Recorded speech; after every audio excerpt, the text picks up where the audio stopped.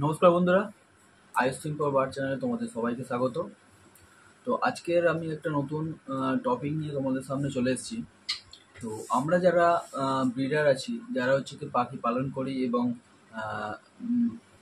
Business হিসাবে যারা আমরা পাখি আহ, পালন করছি, তো তাদের একটা খুব বড় একটা সমস্যা মাঝে মাঝে দেখা দেয় যে তাদের ব্রিডিং যে পেয়ার থাকে, তো সেই পেয়ার হঠাৎ করে ডিম পাড়া বন্ধ করে দেয়।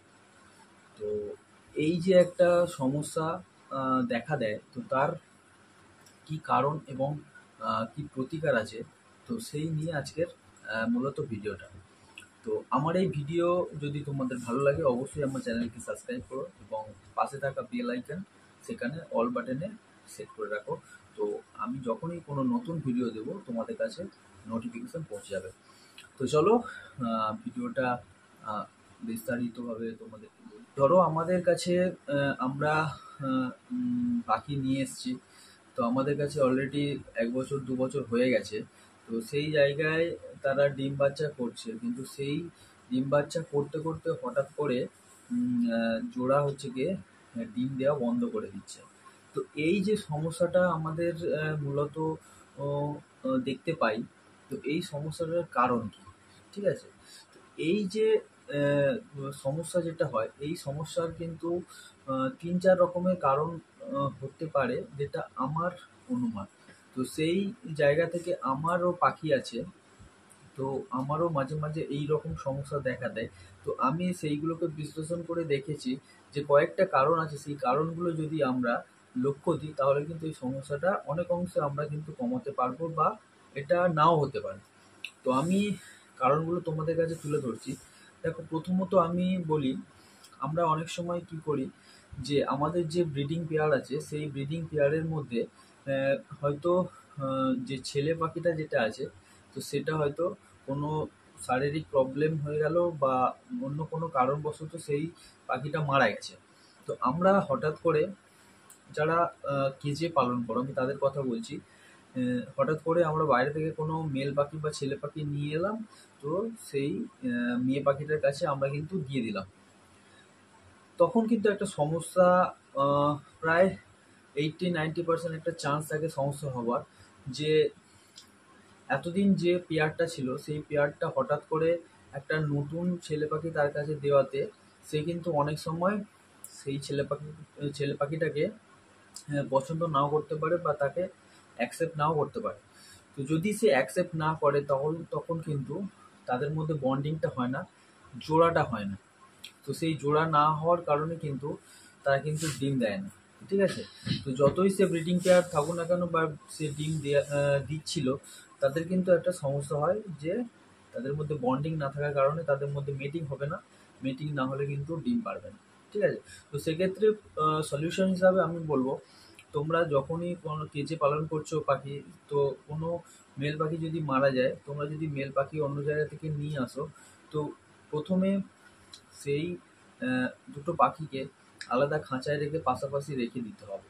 তাদের মধ্যে বোঝাপড়া বা তাদের মধ্যে একটা বন্ডিং হওয়ার জন্য একটা সময় দিতে হবে। তারপরে কিছুদিন যাওয়ার পরে তাদেরকে একসাথে দিয়ে দেখতে হবে তাদের মধ্যে বন্ডিংটা আসছে কিনা। যদি না আসে, তাহলে কিন্তু চেঞ্জ করে অন্য মেল দিতে হবে। কারণ আমি আমার পছন্দ মতো মেল দিলাম, তো তা সে ফিমেলটা তাকে পছন্দ করে নেবে, এটা কিন্তু হতে পারে না।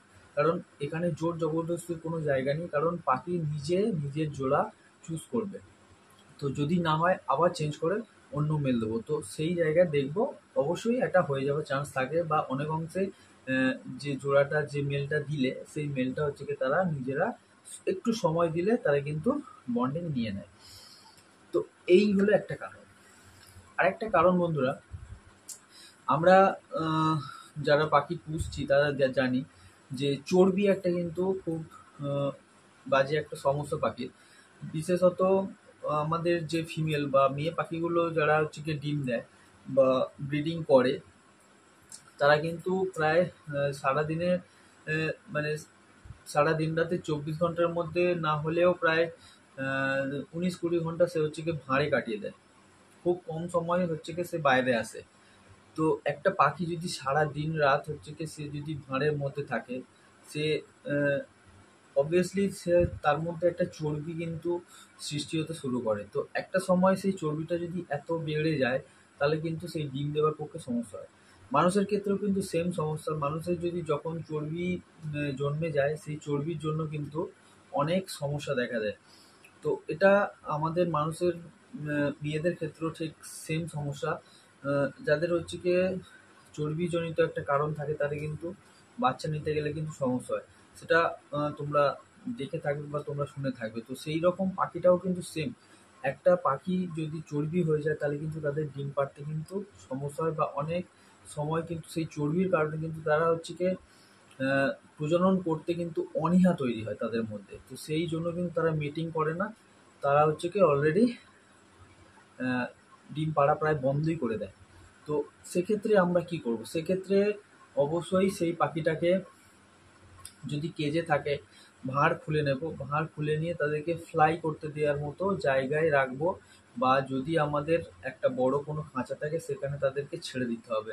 তারা উড়বে, তারা তাদের মতো খাবে, সময় স্পেন্ড করবে। তো 1 সপ্তাহ 10 দিন, কিছু কিছু ক্ষেত্রে 1 মাসও তাদেরকে কিন্তু সেখানে ছেড়ে দিতে হবে।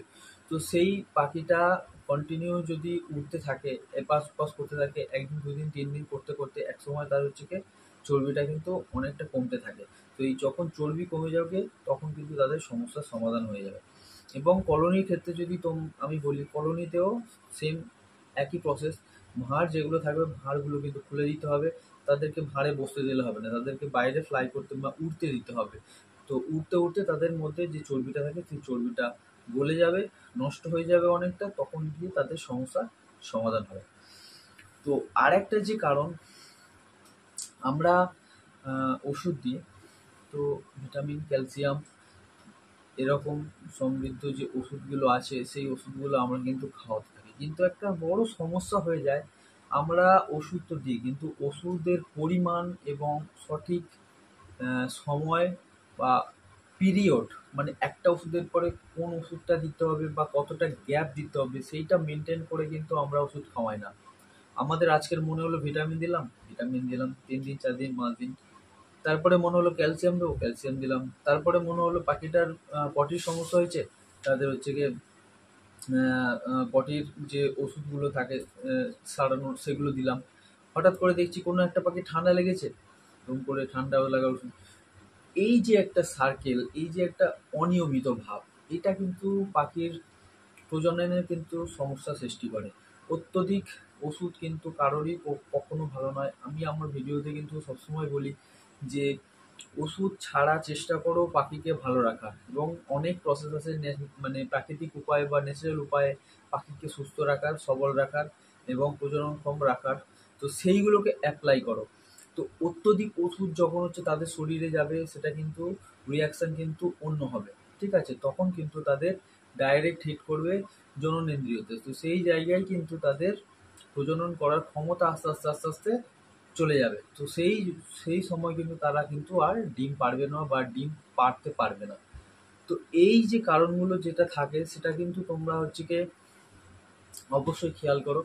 আর লাস্ট ওয়ান, আমি এটা অনেক অংশে দেখেছি, এটা ম্যাক্সিমাম ক্ষেত্রে হয়ে যাবে।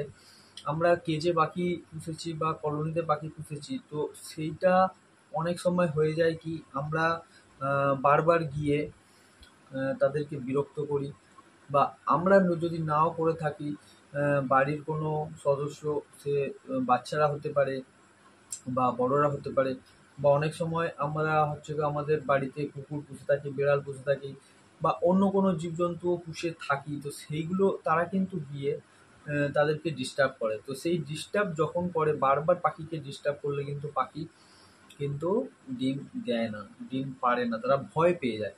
তো আমরা যারা নতুন পাখি পুষি তারা কিন্তু অনেক সময় এই প্রবলেমটা করে ফেলি, এই ভুলটা করে ফেলি।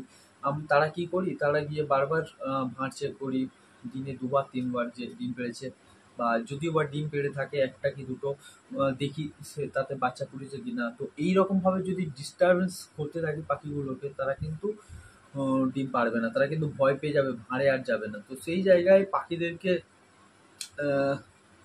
প্রাইভেসি দিতে হবে। তারা এমনি প্রকৃতিতে পাখি যেমনভাবে প্রজনন করে তোমরা দেখেছো, তারা কিন্তু সব সময় চেষ্টা করে লোকচক্ষুর আড়ালে বা একদম নির্জন কোনো জায়গায় তাদের বাসা বাঁধবে।